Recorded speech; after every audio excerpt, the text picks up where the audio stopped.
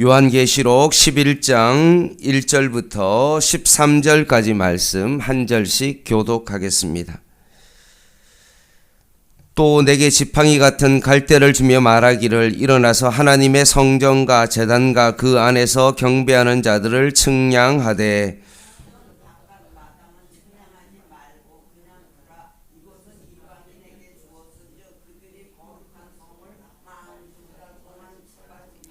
내가 나의 두 증인에게 권세를 주리니 그들이 굵은 베옷을 입고 1260일을 예언하리라.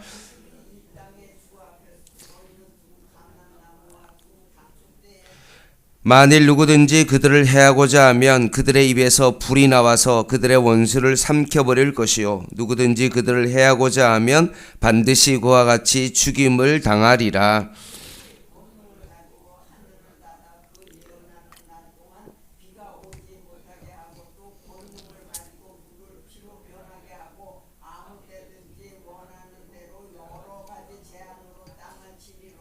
그들이 그 증언을 마칠 때 무저경으로부터 올라오는 짐승이 그들과 더불어 전쟁을 일으켜 그들을 이기고 그들을 죽일 터인즉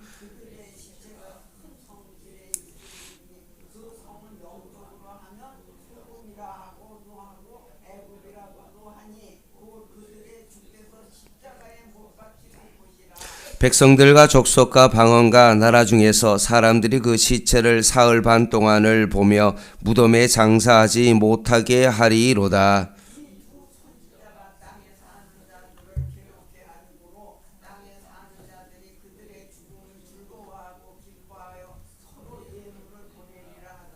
삼일 반 후에 하나님께로부터 생기가 그들 속에 들어가매 그들이 발로 일어서니 구경하는 자들이 크게 두려워하더라.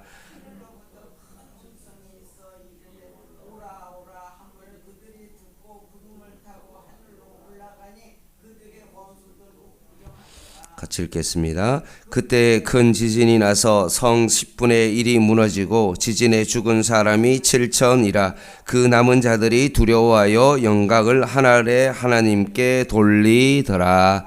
아멘. 오늘 본문은 어제와 똑같이 여섯째 나팔과 일곱째 나팔이 불러지는 그 사이에 등장하는 막간입니다. 좀 삽입되는 어떤 그런 거죠. 꼭 이런 겁니다. 연말에 시상식을 할 때 이제 대상을 발표하기 전에 뭔가 막 드럼 소리가 막 두두두두두 울리고 이제 막 마지막 일곱째 나팔이 막 울려지기 전에 사회자가 과연 누가 이 대상을 차지할까요? 라고 순간적으로 뭔가 긴장을 시키고 뜸을 들이고 있는 어떤 그런 시점이라고 보면 됩니다. 이제 11장 후반부에 우리가 보게 될 일곱째 나팔을 통해서 선포되는 그리스도의 어떤 나라와 왕권을 뭔가 기대하게 만들고 있는 그런 장면입니다. 특히 어제 10장을 보면서 요한이 작은 두루마리를 먹었죠. 먹었을 때 입에 당장 먹을 때는 어떠했습니까? 꿀같이 달았지만 결국 배 속에 들어갔을 때는 정말 배에서 쓴 두루마리였습니다. 우리가 하나님의 증인으로 살아가는 것이, 하나님의 백성으로 살아가는 것이, 구원을 받을 때는, 하나님의 말씀을 처음으로 들을 때에는 정말로 거기에 큰 기쁨이 있지만 실제로 그 말씀을 증거하며 살아가는 어떤 증인의 삶을 살아가는 것은 많은 어려움이 우리의 삶 가운데 있기 때문에 그렇습니다. 마찬가지로 오늘도 11장 말씀은 요한에게 주어진 말씀의 증거를 받은 교회도 동일하게 이 말씀을 받을 때에는 정말로 꿀같이 달아 교회가 이 증인의 삶을 살아간다는 것은 참으로 배에서 쓴 증인의 삶을 걸어가게 될 것임을 보여주고 있는 것입니다. 과연 교회가 이 마지막 때에 증인의 삶을 살아가는 그 길은 어떤 길인가를 살펴보도록 하겠습니다. 1절 말씀을 보면 10장에서는 처음에는 요한이 작은 두루마리를 받아 먹었죠. 그런데 이번에는 11장 1절에 보면 지팡이 같은 갈대를 요한에게 줍니다. 여기서 지팡이 같은 갈대란 뭐냐 하면 측량 도구이죠. 속이 비고 가벼운 갈대는 긴 거는 한 3m 정도 되기도 했으니까요. 이를 가지고 지금 뭘 하고 있습니까? 성전과 제단과 그 안에 경배하는 자들을 뭐 하고 있습니까? 측량한다라고 말합니다. 그러면 여기에 나오는 성전은 과연 무엇일까? 예루살렘 성전은 이미 파괴되어 있는 상황이고, 그리고 만약 이것이 요한계시록 뒤에 나오는 새 예루살렘이다라고 그렇게 말하기에는 2절에 보면 이방인에게 주었은즉 그들이 거룩한 성을 42달 동안 짓밟는다라고 되어 있으니까 새 예루살렘이 정말 짓밟힘을 당한다고 그랬다면은 이게 말이 되지 않습니다.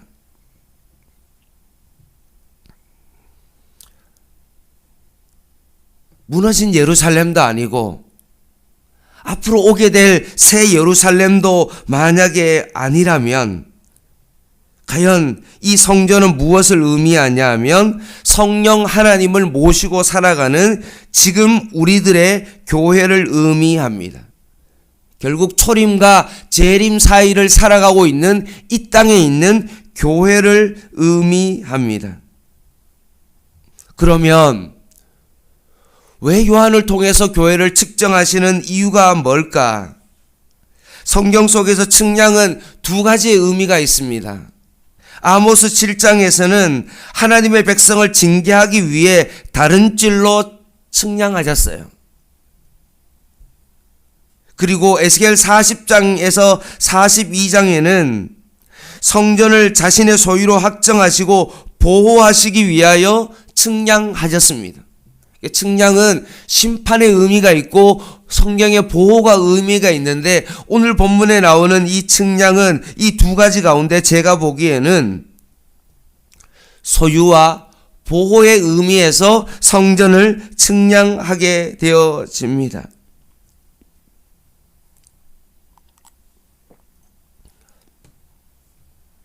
하나님께서 말세 증인의 삶을 살아가는 그 백성들을 계수하시고 그들을 소유로 삼고 지켜 주십니다.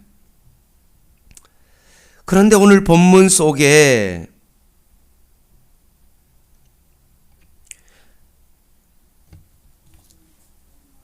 (2절에) 보면 성전 바깥 마당은 뭐라고 되어 있습니까?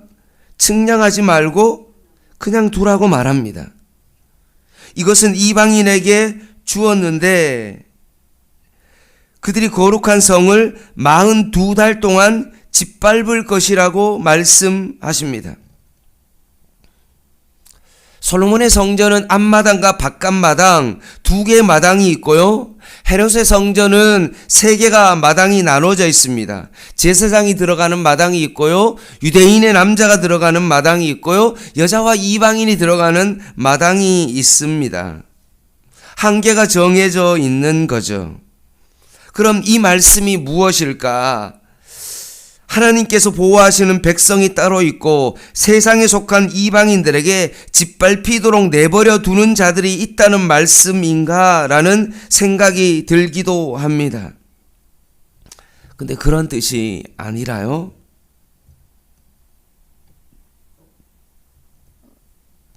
이 땅에서의 교회는 어떤 교회입니까? 전투하는 교회이죠. 하나님이 보호하는 백성이 따로 있고 그냥 내버려 두는 백성이 따로 있는 것이 아니라 지금 성전은 완성될 새 예루살렘이 완벽한 예루살렘이 아니라 아직도 지상교회는 하나님의 보호하심에 있기는 있지만 세상에 속한 이방인에게 짓밟히도록 결국 이 땅 가운데 악한 세력이 교회를 핍박하는 고통이 있는 그런 상황 가운데 있을 수가 있다는 말씀입니다.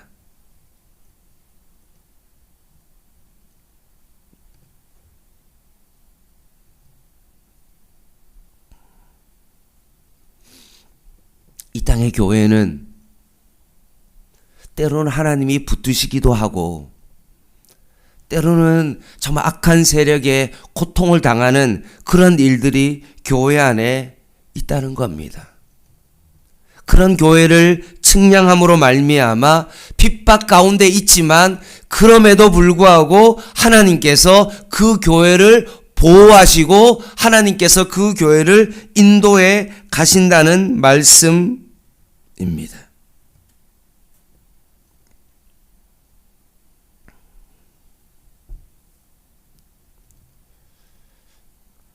오늘날 많은 교회들이 때로는 고통을 당하고 이해할 수 없는 어떤 많은 어려움을 겪습니다. 그럴 때 우리는 늘 이런 생각을 합니다. 하나님, 정말로 교회를 사랑하십니까? 왜 교회를 그냥 내버려 두십니까? 왜 나에게 이런 고통이 있습니까? 라고 그런 질문이 생길 때 오늘 본문을 통해서 우리가 알 수 있는 것은 무엇입니까? 지상의 교회는 지금도 전투하는 교회이다. 지금은 전투 중에 있기 때문에 그럴 수 있다는 말씀입니다.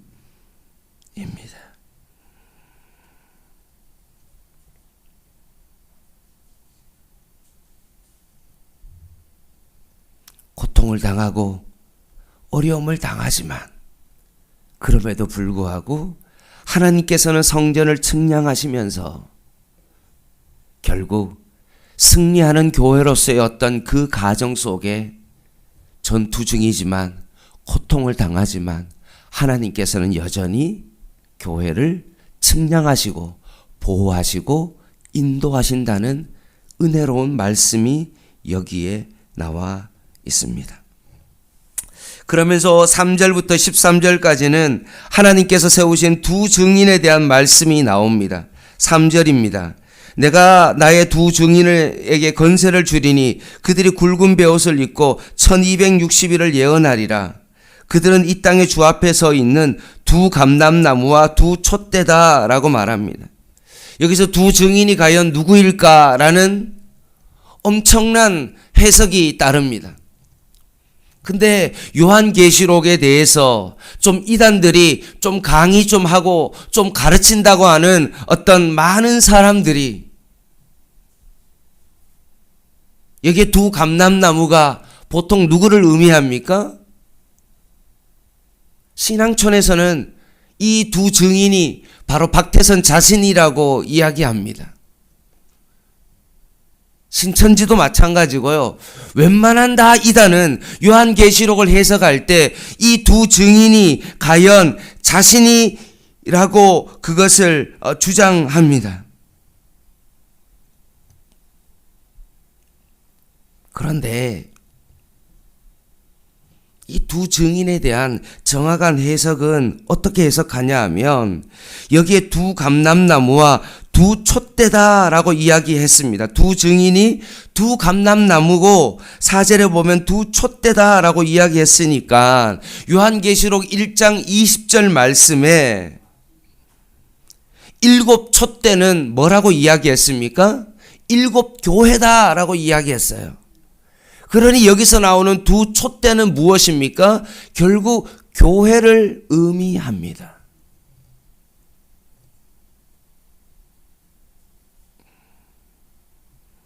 근데 왜 그럼 교회라고 표현하지 않고 왜 두 증인이라고 했냐면 여기에 두 개는 무엇을 의미하냐 하면 증인이 되기 위해서는 최소 단위로 2명이 필요하기 때문에 그렇습니다. 그래서 스가랴 4장 11절에서 14절 말씀에 보면 두 감람나무를 기름 부음 받은 자로 이야기하는데 누구를 의미하냐 하면 스룹바벨과 여호수아를 의미하는데, 스룹바벨은 1차 포로 기한 때 유대 총독이었고 여호수아는 대제사장이었다는 것입니다.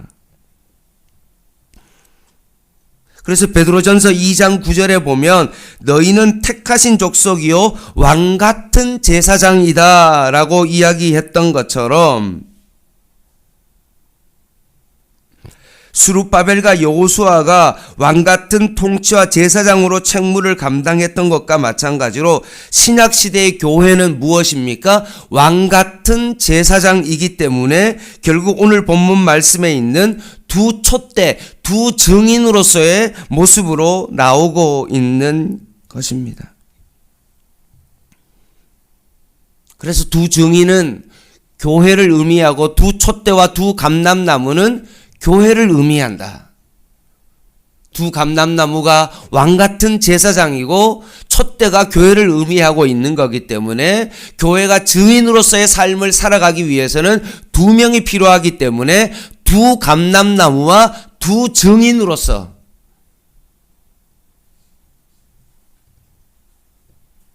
두 촛대로서 결국 이 두 증인은 교회를 의미하고 있습니다. 근데 이 교회가 5절에서 6절 말씀에 보면 누구든지 그들을 해하고자 하면 그들의 입에서 불이 나서 그들의 원수를 삼켜버릴 것이다 라고 말씀합니다. 결국 예레미야 23장 29절 말씀에 보면 여호와의 말씀이니라 내 말이 불같지 아니하냐 바위를 쳐서 부서뜨리는 방망이 같지 아니하냐라고 했던 것처럼 교회를 통해서 전해지는 그 말씀이 무엇입니까? 방망이와 같은 그런 역할을 한다는 것입니다. 그리고 뒤에 보면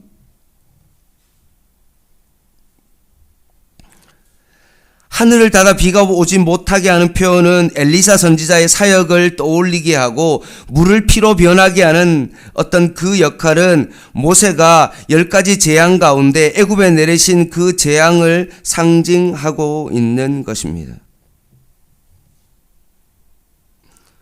이 두 증인이 결국 입에서 나오시는 어떤 그 말이 불과 같고 엘리야가 정말 비가 내리지 않게 되어진 어떤 그런 사건과 똑같이 모세를 통해서 전해졌던 어떤 그 메시지처럼 하나님의 말씀이 1.1획도 변하지 아니하고 성취되어진다라고 말씀하십니다.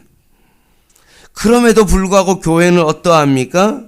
7절에서 10절 말씀에 있는 것처럼 그들이 그 증언을 마칠 때 무저갱으로부터 올라오는 그 짐승과 더불어 뭐합니까? 전쟁을 하게 되어집니다.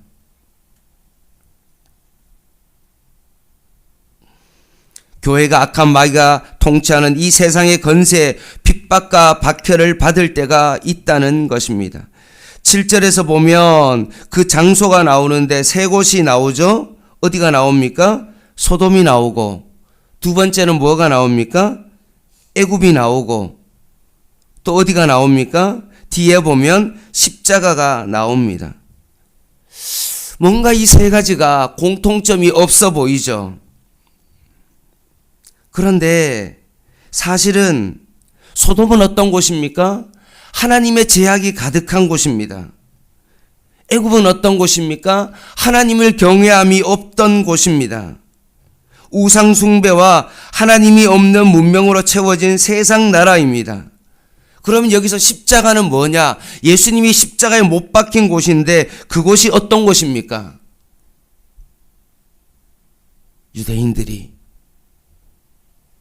하나님의 백성이 예수님을 버린 곳.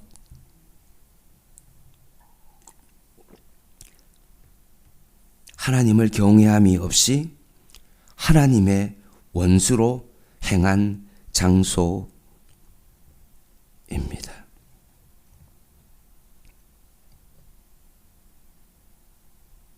세상의 조롱거리가 된 곳이 바로 십자가입니다.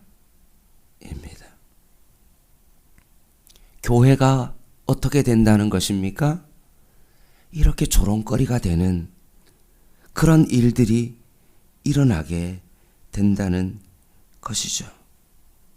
그런데 11절 말씀에 보니까 이 고통이 교회를 핍박하는 것이 3일 반 후에니까 오래지 않음을 말씀하고 있습니다. 왜냐하면 3일 반 후에 어떤 일이 일어납니까? 하나님께로부터 생기가 그들 속에 두 증인에게 들어가서 그들이 발로 11절에 보면 일어서자 구경하는 사람들이 두려워하는 일들이 일어나게 되는 것입니다. 교회가 다시 한번 생명력을 얻어서 다시 한번 하나님께서 세우신 그 역사 가운데 성령 하나님께서 교회와 함께 하심으로 말미암아 오뚜기처럼 일어나서 다시 한번 생명을 유지하는 놀라운 역사가 일어나고 결국 어떻게 해야 됩니까? 큰 지진이 일어나서 멸망과 심판을 경험하게 될 것이다. 소돔이 멸망했던 것과 마찬가지로 애굽이 10가지 재앙으로 정말로 고통당했던 것과 마찬가지로 로마의 병사와 로마의 모든 군사들이 예수님을 그렇게 십자가에 못 박았지만 결국 그들이 망하게 되는 그날이 있게 될 것이다 라고 말씀합니다. 그 지진으로 인하여 죽은 7,000명을 제외하고 그 남은 자들이 두려워하여 하나님께 영광을 돌릴 것이다 라고 말씀하십니다. 예수님이 십자가에 죽으시고 난 다음에 지진과 여러 사건들이 생기는 것을 보고 그들이 두려워하며 뭐라고 이야기합니까? 이는 진실로 하나님의 아들이었다라고 백부장이 고백했던 것과 마찬가지로 교회가 이 땅 가운데 핍박을 받으면서 살아가지만 언젠가는 이 모든 것들이 이루어지는 그날이 올 것이다 라고 오늘 말씀하고 있습니다. 이것이 뭡니까? 두 증인, 교회의 삶입니다. 두루마리를 먹었을 때는 처음에는 기쁘고 참 달지만 그 말씀 가운데 그것이 뱃속에 들어갔을 때는 그것이 참 삶으로서 살아간다는 것이 예수 믿는다는 것이 참 어렵고 힘든 것과 마찬가지로 두 증인으로서의 삶을 살아가는 교회의 삶도 참 처음에는 교회가 모여서 기쁘고 함께 교회 공동체를 이루는 것이 참으로 기쁜 일이지만 이제 교회의 사명을 두 증인으로서의 삶을 살아가고 감당하는 것은 어떻습니까? 여전히 이 세상의 공격 가운데 전투 중에 있을 수밖에 없고 교회를 핍박할 수밖에 없는 상황 가운데 있지만 그럼에도 불구하고 성전을 측량하심으로 말미암아 끝까지 우리를 인도하시고 보호하신다는 사실을 우리는 꼭 기억해야 합니다. 함께 교회 공동체로 살아가는 것이 참 힘들고 어려워도 에이 그냥 포기해버리지 라고 대충 이 땅 가운데 그냥 예수 그냥 믿다가 정말 하늘나라 가면 되지라고 그냥 포기하는 것이 아니라 끝까지 예수 그리스도께서 교회의 주인으로서 머리가 되셔서 승리하게 하시는 그 교회를 바라보며 전투하는 것을 두려워하지 아니하고 끝까지 이 싸움을 교회가 감당해 나아가야 되는 것입니다. 이런 교회로서의 소망을 가지고 오늘도 살아갈 수 있는 이 교회를 위해서 함께 기도할 수 있는 저와 여러분 되시기를 주님의 이름으로 간절히 부탁을 드립니다. 기도하겠습니다.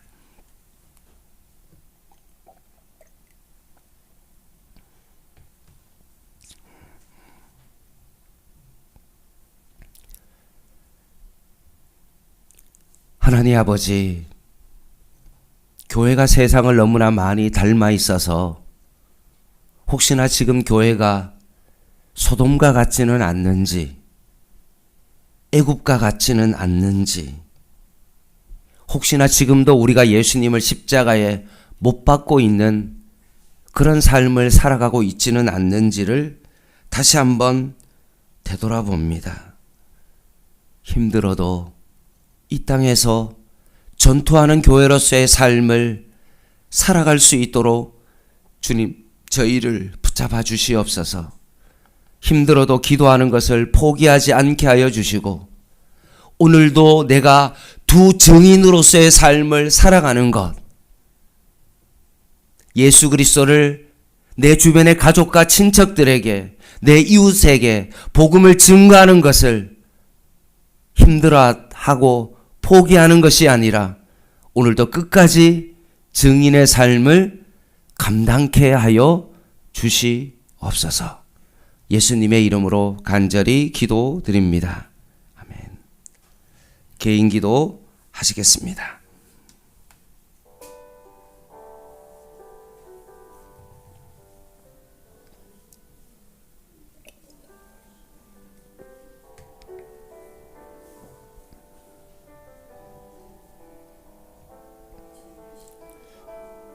하나님 아버지,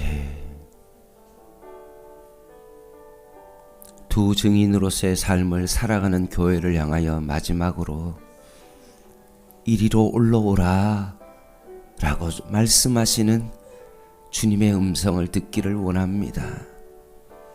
증인으로서의 삶을 살아갈 때,